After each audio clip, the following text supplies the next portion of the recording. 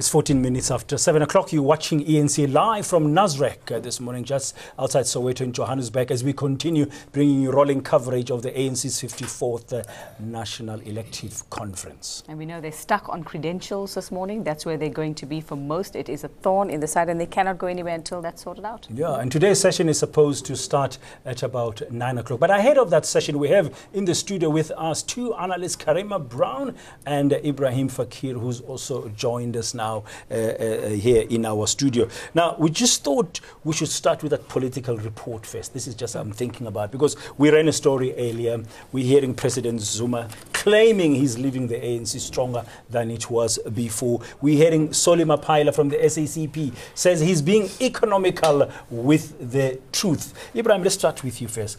How should we overall be reading the political report? How should we be interpreting this? He's been slammed by his allies. That's President Zuma. Is it outgoing? He's making some interesting claims about his organization being stronger than before. Well, if you want to interpret the report, just read everything that he says in the opposite. And that's literally how I think you can interpret the report, because not only has he left the ANC ruined in a way, he's left the society ruined, he's left the government ruined, and the ANC in government as a ruinous party. And that's his legacy, firstly. Secondly, if you read that report, it is riddled with a series of paranoia. I mean, this is a guy who lives in some parallel universe, who thinks that everyone out in the society is out there to get him. It's the courts, it's the civil society, it's the newspapers, it's the media stretching all the way from Lagos to London. Everyone's out to get the ANC and to get him in particular. So, you know, everyone just comes in to be feathered and tarred. And yet he says absolutely nothing about the successive court cases which have found that he's exceeded the bounds of his authority, firstly. He's applied executive authority in irrational ways and improper ways. That's just at the level of government. If you think about the level of the party, it is the first time that the party literally cannot move on some broad consensual vision. There's always debates in political parties. It's what makes for vigorous contestation. But in this instance, you're not contesting ideas, you're contesting fundamentally different visions. So the party is actually really torn apart under his presidency. Karima, what's your take on the political report? You know, Dan, President Jacob Zuma lives in a parallel universe. He played victim yesterday, and of course that has been a characteristic of how he has managed to get support in the African National Congress, considering that he was removed from the state in 2005 by Thabo Mbeki after the guilty conviction of Shabir Shaik. Yesterday, President Jacob Zuma laid into every single grouping that has ever been associated with the African National Congress, from its veterans to civil society. In fact, he said some organizations exist only to criticize the ANC. And of course, what was really missing was a leader who was prepared to be reflective. The only thing the president said is, I bear no grudges, after he lashed everyone. But he never said at one point, I erred here.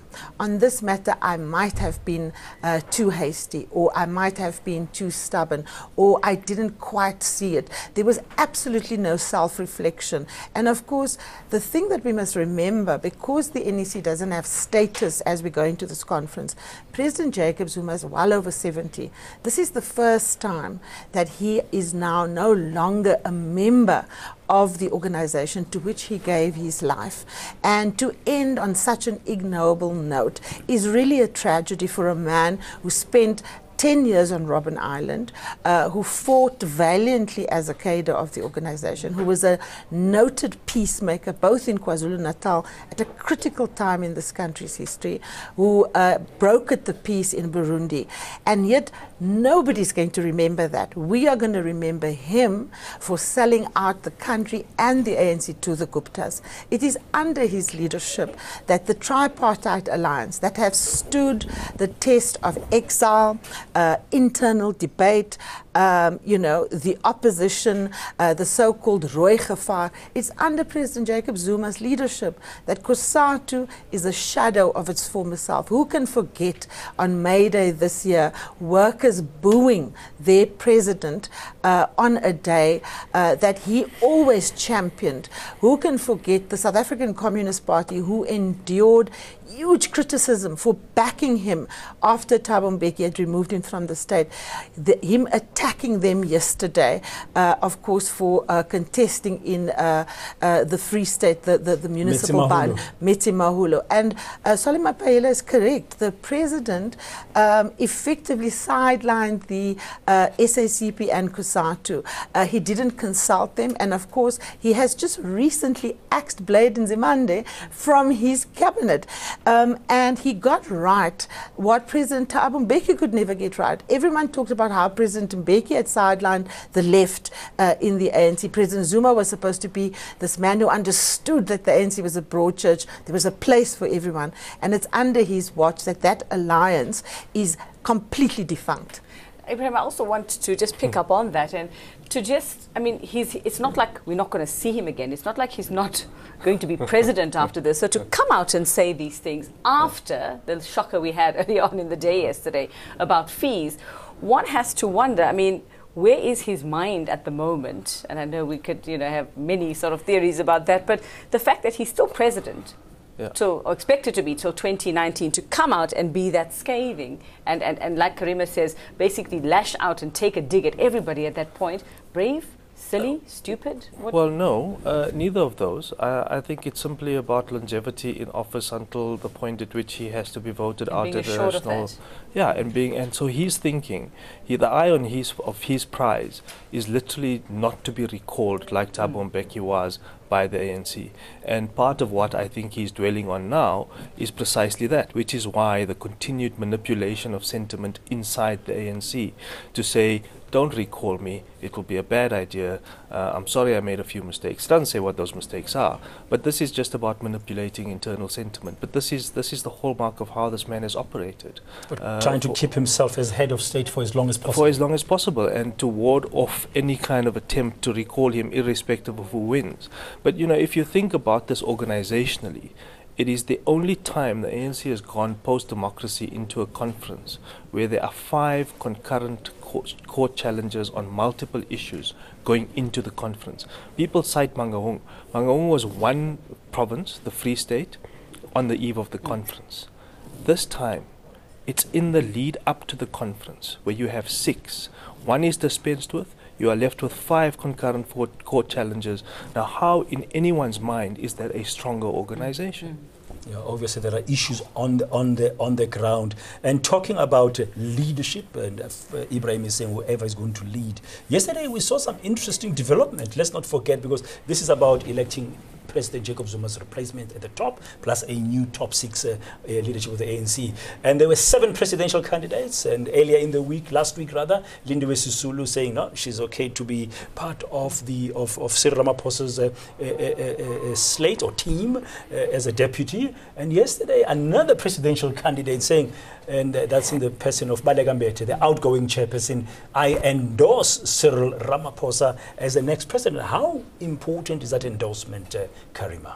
Look, I think it's significant in the sense that Baleka Mbete was, of course, part of that top 6 leadership. So when the leadership was divided, President Jacob Zuma could always rely on Baleka Mbete to hold the line. I mean, the public will remember her shielding him in Parliament, for example, when she's wearing her other hat as Speaker. And of course, when she came out last night to say publicly that she is now endorsing Cyril Ramaphosa's campaign for 2 reasons, Dan.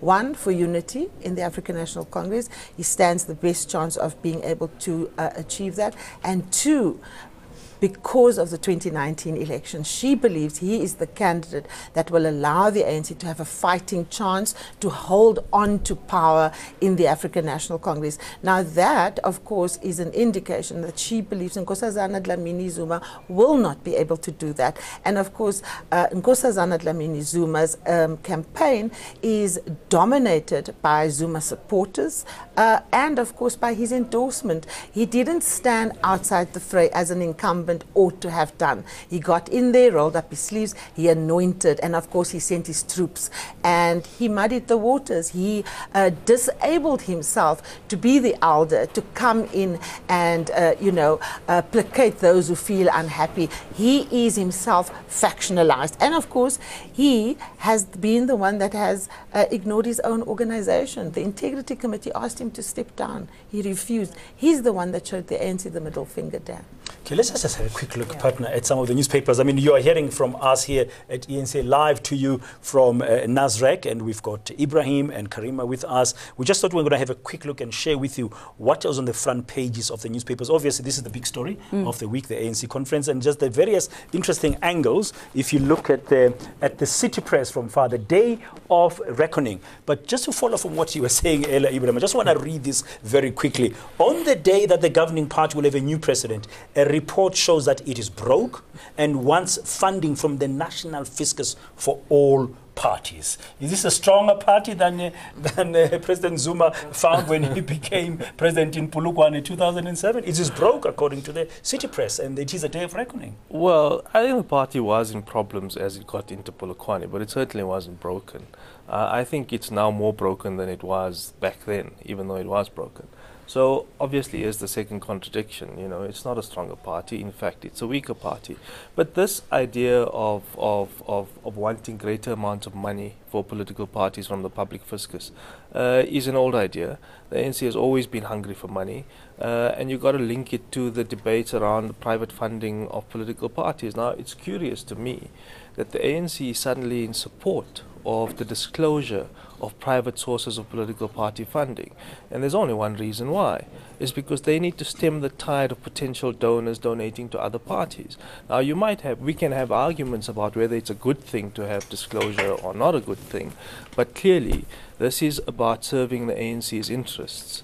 And its interest is to ensure that donors donate to it and not to other political parties, which is why they support the private funding of political parties.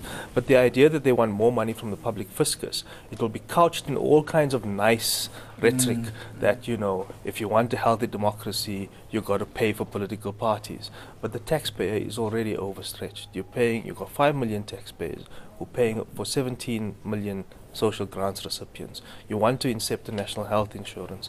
You now also want to provide free higher education. I don't know who pays for all of this. Well, and the other thing that everybody might be asking for, who's going to pay for this? The Sunday Times front page, that little gift yesterday, Zuma's 12 billion rand fees gift rattles the ANC. And you remember, Karima, you were here, I kept asking, I wonder if Malusi Kigaba knows about this, because he was having his breakfast briefing at the time. It appears that he's not happy about it at all.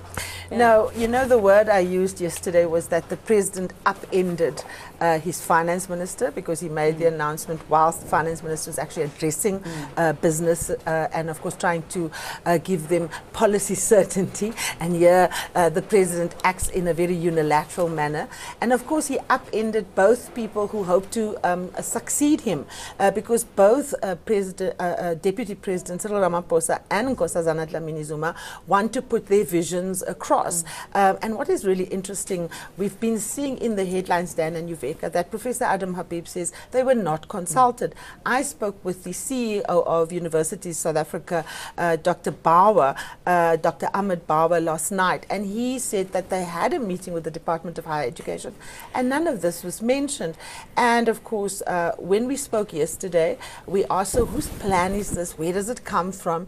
And many people made mention of Morris Masuta, the young man who's linked to the daughter of Nkosazana Dlamini Zuma and President Zuma. And Professor Bauer actually said that this is a replica of what Morris Masuta had put on the table. And we all know, of course, the South African Communist Party went public with the fact that Morris Masuta had an audience with the ANC leadership to put this plan. So interesting in terms of alternative centers of decision making, Dan, because clearly the Treasury not only didn't know about it, they cautioned, according to the Sunday Times, for this announcement to be made now. Okay. Wow. Well, it's not going to be his problem after this, I suppose, is it? Yeah, but that kind of attitude from what we're hearing from Ebrahim and Karima has not helped the organization, it's not going to help the country. But we'll continue here with discussing exactly what's at stake here ahead of the start of day 2 of the ANC's 54th National Conference. And that's going to be about 9 o'clock this morning. We hope. It's supposed to start, yeah.